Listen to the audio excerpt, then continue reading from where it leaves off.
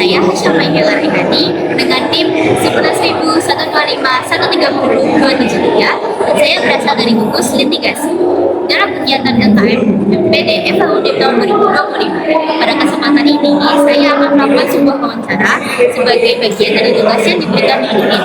Sebelum saya masuk ke sesi wawancara, saya juga ingin menyampaikan bahwa tujuan dari pembuatan video ini bukan hanya sekedar memenuhi kewajiban akademik, tetapi juga sebagai sarana pembelajaran untuk mengenal lebih baik dengan dunia UKM di UNIF. Menurut saya pribadi, memahami UKM dan organisasi itu penting karena UKM bukan hanya tempat berkegiatan, tetapi juga ruang untuk berkembang dan belajar dan juga bekerja sama menjadi mahasiswa.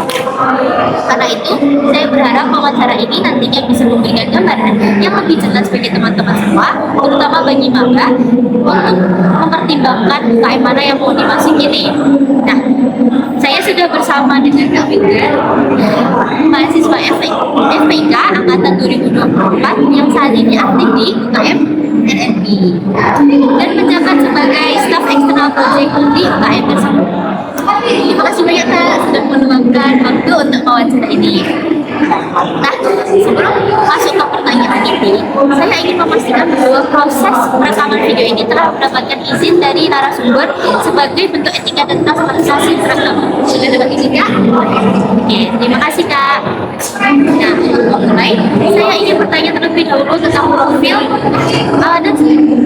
dan juga identitas UKM ini. Kak, boleh diceritakan secara umum UKM RNB ini seperti bagaimana secara mungkin RNB ini bisa terbentuk atau mungkin kayak UKM-nya itu ngapain gitu sih? Nilai-nilainya, visi-misinya gitu.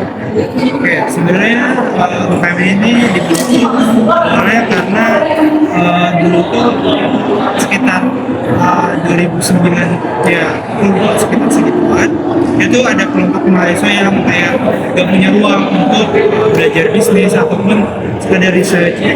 Jadi masih terpaku pada himpunan apa-apa, tapi mereka karena mereka ingin mengkolaborasikan antara riset dan bisnis karena atensinya juga cukup besar ya, terutama dalam beberapa kompetisi itu kan ada yang memadukan riset dan bisnis juga. Jadi mereka bentuk satu kayak kelompok order dari kelompok kecil, kemudian jadilah PMRN ini. Jadi PMRN ini secara general itu adalah UKM yang menaungi mahasiswa Universitas untuk bisa lebih ekstensif, bisa lebih punya ruang untuk berkembang dalam lingkup research maupun bisnis.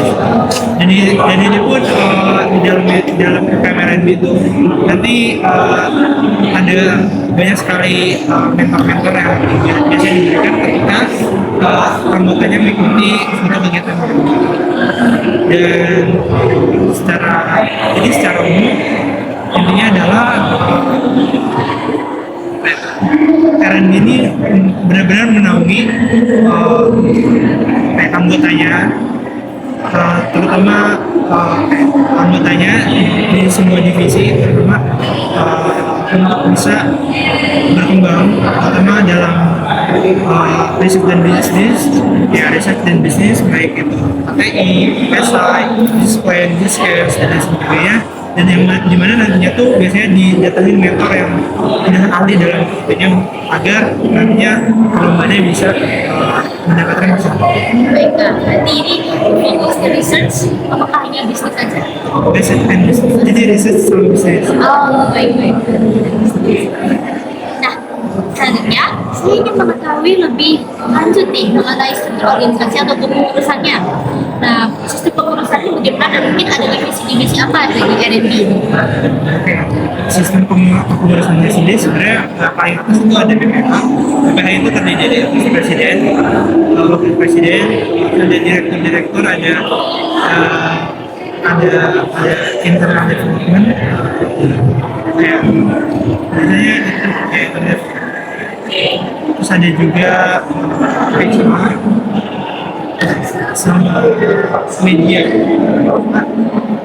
ya, publikasi apa gitu. Kayak ada beberapa 3 sampai 4 direktur dengan masing-masing bidang. Kayak soalnya satu direktur itu biasanya menaungi dua divisi biasanya, 2 sampai 3 divisi aku banyak sekitar segitu. Nah, untuk divisinya itu ada external project, internal project, ada akreditasi, administrasi, terus juga ada edukasi, terus juga ada HR. Iya, seperti itu. Banyak ya. Di sini saling mendukung. Oke, baik. Ya, saya ingin bertanya mengenai program kerja dan kegiatan apa sih yang dilakukan di UKM ini? Sebenarnya untuk program kerja cukup banyak ya. Pertama di masing-masing divisi itu punya program kerja yang berbeda-beda kayak bahkan di divisi itu external project itu ada 4 sampai 6 program kerja kayak katanya virus kemarin, terus juga ada kegiatan pengabdian masyarakat dan seminar-seminar gitu ya. Juga yang aku tahu, aku pernah ikut juga salah satu program dari internal project itu ada mereka bikin DCC business case competition untuk skala nasional, dan mungkin di sisi lain aku kurang tahu ya. Jadi ini selain belajar dari research dan bisnis, mengikuti lomba juga pernah dapat lomba ya? Iya.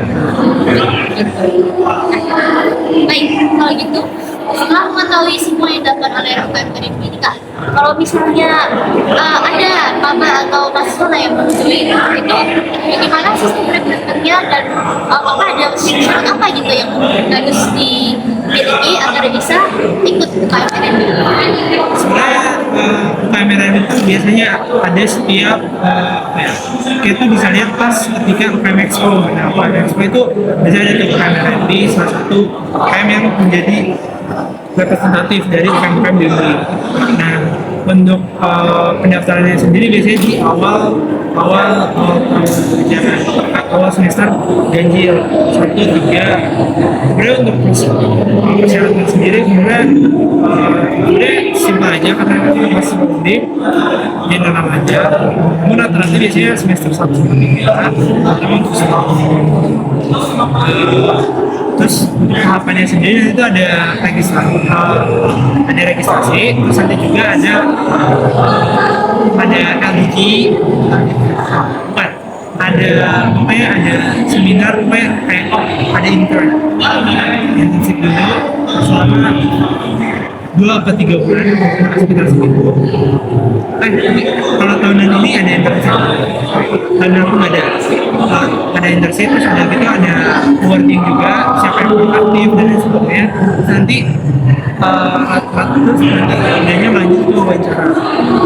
Nah, tapi untuk itu external project itu ada LDG, leadership group discussion. Oh ya, pas ketika internship juga kita juga suka minta di lokasi gitu, jadi kayak kita ikutin project kita juga biasanya ada kayak bikin, misalnya peminatan kita adalah bisnis, nanti kita biasanya bikin bisnis plan, ataupun ketika riset biasanya kita sudah bikin PKR. Jadi itu emang biar melatih calon-calon anggotanya biar emang punya interest juga. Baik, jadi begitu. Kalau mau join itu nggak harus langsung sudah jago, sudah pro gitu, tapi bakal dipandu juga ya sama teman-temannya. Betul. Jadi nanti tuh bahkan waktu tahunan aku pas awal aku masuk itu pembicaranya itu salah satu pemenang PKM gitu. Jadi emang pasti dikasih tahu tips and triknya, terus formatnya yang bagus kayak gimana dan sebagainya. Baik. Malah saya jadi tertarik ikut nih. Nah, selanjutnya saya juga penasaran nih mengenai mungkin peran dan kontribusi UKM R&D di lingkungan kampusnya apa gitu. Kayak apakah ini bagaimana R&D ini mungkin mendukung Undip itu sendiri, dan apakah ada kolaborasi antar UKM atau antar organisasi begitu? Sebenarnya untuk kontribusi Undip simpelnya adalah karena UKM R&D itu mendukung untuk semuanya berprestasi dan dia juga sangat mendukung pasti akan selalu berprestasi. Jadi simpel UKM R&D ikut berkontribusi juga untuk pencapaian mahasiswa Undip juga bisa punya prestasi dalam bidang akademik maupun dengan pendidikan, terutama dalam bentuk bisnis dan desain. Untuk lingkup kantor UKM sebenarnya R&D juga sering atau beberapa kali mengkolaborasikan atau kayak ada program bareng dengan UKM lainnya untuk membuat suatu proyek ataupun suatu program. Kayak contohnya kemarin itu ada kayak santunan anak yatim dengan HIPMI Petroleum. Jadi tidak hanya berfokus ke research and business, tapi juga lingkup-lingkup di luar dari itu. Oke, baik. Nah, lalu saya izin masuk ke lingkup yang lebih personal. Kak, bolehkah diceritakan tentang pengalaman pribadi kakak sebagai pengurus tuh bagaimana kayak pesan-pesannya, terus awalnya kakak kenapa tertarik mengikuti UKM ini begitu? Sebenarnya dari awalnya dulu aja. Iya. Dari awalnya aku tertarik UKM di Bintang itu karena satu aku pikir ini tuh tingkat univ, jadi mahasiswanya juga cukup banyak, jadi ada berbagai fakultas kita bertemu, jadi bahkan aku jarang lihat anak dari fakultasku sendiri, jadi benar-benar berbaur banget, jadi cukup bahagia, jadi udah homogen, pokoknya kita mendapatkan relasi pandangan dari berbagai fakultas prodi dan sebagainya. Terus selama di kepengurusan itu sebenarnya aku belajar banyak sih. Pertama, maksudnya adalah struktur organisasi dan bagaimana terkait kayak pengajuan proposal dan sebagainya, pokoknya hubungannya jadi tidak ada suatu bidang proyek dan sebagainya. Pertama kemarin tuh aku sempat menjabat juga sebagai partnership, di mana itu aku dibantu juga sama kating-katingku bagaimana mereka kayak klien kalau dan sebagainya. Dan juga selama di sana sebenarnya cukup berbeda juga karena simply karena ya manajerku atau asisten manajerku juga sangat baik ya. Karena mereka juga sering hangout bareng dan sebagainya, jadi kita tuh cukup jadi cukup bonding lah di R&D. Dan ya sejauh ini kalau aku minta bantuan terkait misalnya minta cari partner lomba ataupun kayak cari mentor itu cukup mudah. Ini banyak memori baik dari UKM ini. Terakhir, sebelum saya menutup wawancara, saya ingin meminta pesan dan harapan kakak untuk mahasiswa baru yang mungkin ingin berproses di UKM atau organisasi dan memilih untuk masuk ke UKM ini. Apa ada saran untuk menyimpangkan gitu dengan UKM, dengan ikut UKM dan juga dengan akademik selama kuliah, dan mungkin harapan kakak dengan mahasiswa baru yang tadi join UKM itu apa gitu? Sebenarnya buat mahasiswa baru itu sebenarnya cukup penting kita join UKM karena sesimpel kita belajar bersosialisasi itu ada hal basic, tapi kemudian juga kalian akan belajar tentang cara bersosialisasi karena mungkin itu akan dilihat dengan dunia kerja dan sebagainya. Kemudian juga kalian juga pesan-pesannya adalah pesan dari kita adalah cermat-cermat memilih UKM karena jangan asal bisa kayak jangan kita promo karena si A masuk UKM karena kamu masuk UKM kan kamu jadi ikut UKM jangan, tapi ikutin passion kamu. Kalau suka misalnya bidang listrik masuk ke bisnis mungkin sama UKM R&D, atau misalnya kamu suka negat kamu bisa kayak UDM dan kayak berbagai UKM lainnya yang memang mendukung kamu untuk berkembang dan sesuai dengan passion kamu. Dan harapannya untuk masyarakat baru pasti harapannya adalah bisa lebih aktif dalam kegiatan baik di internal kampus maupun akademik juga yang pasti. Kemudian juga pasti harapannya juga kalian memberikan kontribusi baik untuk universitas maupun untuk diri kalian sendiri, baik itu untuk prestasi atau pencapaian yang mau kita raih semua. Terima kasih atas pesan-pesan yang begitu baik ya. Baik, itu saja wawancara kita pada hari ini. Terima kasih banyak kepada Kak Huda atas jawaban dan juga pengalaman dan waktu yang telah diberikan. Semoga yang telah dibagikan oleh kami belajar ini bisa bermanfaat bagi teman-teman yang menonton. Terima kasih.